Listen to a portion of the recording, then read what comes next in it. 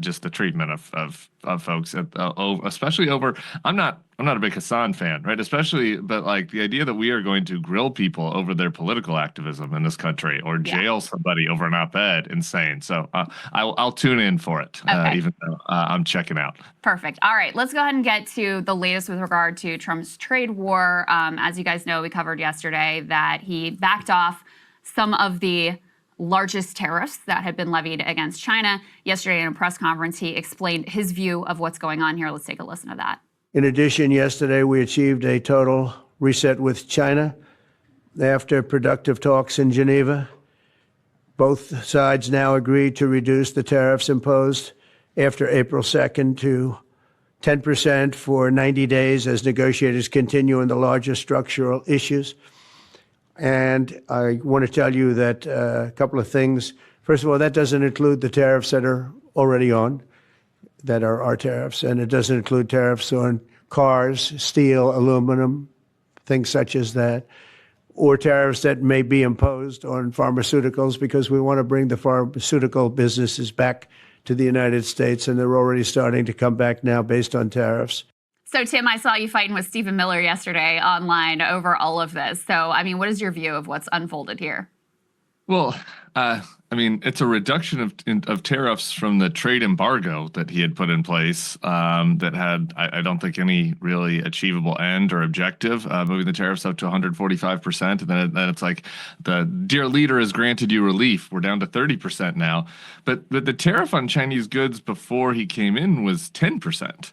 So now we have a 20 percentage point or 300% increase on the amount of tariffs that consumers are going to pay.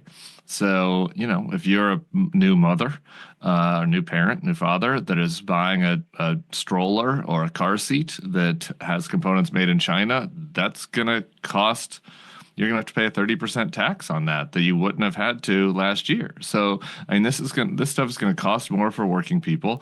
Stephen Miller's pushback to me on this was that, like, I want all manufacturing to happen in Asia, which I don't. I'm supportive of American manufacturing. There's a lot of ways to encourage manufacturing here in America. I don't think a totally insane trade war that is haphazard, that doesn't have clear objectives, where the numbers, it's 30 one day, then it's 80, then it's 140, then it's 70, now it's down to 30 again. Like, how is that helping to create manufacturing in America? If anything, it's creating uncertainty for businesses that might want to open a plant here.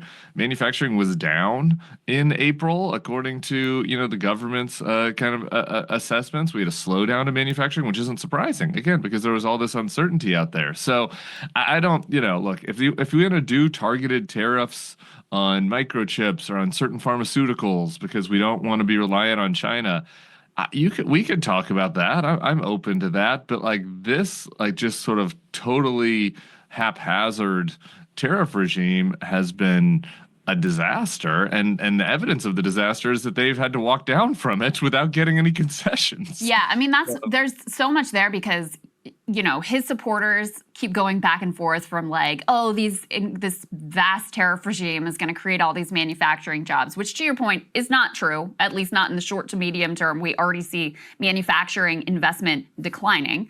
And then when he rolls the tariffs back, then it's art of the deal. He got all these great concessions.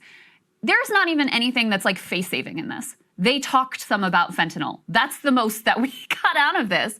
In the meantime, you know, you've had all this chaos, all this uncertainty, small and medium-sized businesses, some of those are not going to be able to make it through this period. We still have quite significant tariff increase on China. We still have him saying in 90 days, we may revisit this. So you still have this climate of vast uncertainty. And to your point, one of the things that drives me crazy here is, like, you know, I'm not a total laissez-faire free trader. I'm open to some protectionist policies. In fact, I think what the Biden administration did, while I have critiques of them in other areas on trade, actually worked, was, you know, having the intended impact and was bringing back those manufacturing jobs that the Trump administration claims to care about. And instead, they've taken a hatchet to some of the most effective legislation and tools that were passed during the Biden administration to actually effectuate the outcome that they claim to want. And which gets me to, you know, you raised the in your exchange with Steve Miller, you kept referring to Trump as like the dear leader. And they float all of these different potential reasons for the tariffs. Oh, the tariffs are going to pay down the debt. Oh, the tariffs are going to bring back manufacturing jobs. Oh, the tariffs going to like make the dollar weaker. Oh, the tariffs are going to rebalance trade globally. All these different, sometimes contradictory, by the way, potential goals and impacts of the tariffs. But I've always thought the real core of this, at least vis-a-vis Trump, is just he likes the power of it. He likes to have everything centered around him. He likes to be able to go in and say, you get your, you have to come and petition the king and you get your little carve out. Every country in the world is going to have to come to me and on bended knee and have to make a deal with me, et cetera. And so while there may be these other ancillary goals or different people in the administration may have different ideas about what the tariffs are supposed to achieve, I really think for Trump, it's just part of his broader power play. For sure. And I am probably more sympathetic to you than you to free market, laissez-faire economics. And so this is why, to me, it's insane that it's like only Rand Paul of the ostensible free market Republicans that have pushed back on this. Trump wants this to be a state-managed economy. To your point, that's why I was joking with Stephen Miller, calling him Chairman Trump and Dear Leader Trump. That's what he wants. He wants to sign an executive order, and I'll set the rates for prescription drugs, and I'll check the rate for how much people pay for our soybeans, and how much we pay for the UPPA babies that are coming in. It's crazy. It is the opposite of any free market economic principles that these guys are instituting.